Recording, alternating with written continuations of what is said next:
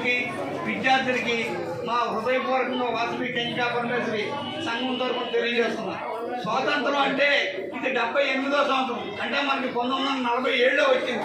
ఇది అందరికీ తెలిసి ఉండదే, చిన్నపిల్లలకు ఇప్పుడు తెలుసు, పెద్దవాళ్ళకి ఇదివరకు నుంచి తింటానే ఉన్నారు, వస్తున్నారు, చాక్లెట్లు పంచుతున్నారు అనుకుంటే. కానీ ఇప్పుడు 78 సంవత్సరాల క్రితం మన దేశాన్ని బ్రిటిష్ వాళ్ళు బానిసత్వంగా చేసి ఉప్పు వ్యాపారానికి వచ్చి వాళ్ళు మన దేశాన్ని ఆక్రమించి మనం కొల్లగొట్టారు.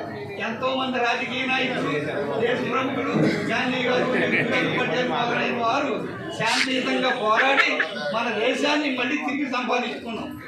అదే స్వాతంత్రం.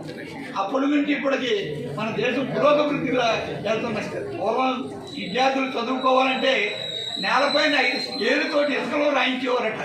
అటువంటిది ఇప్పుడు పుస్తకాలు, పలకలు, కంప్యూటర్లు, ట్యాబులు అన్నీ ఇచ్చి ఉన్నతమైన చదువు జరుగుతున్నారు.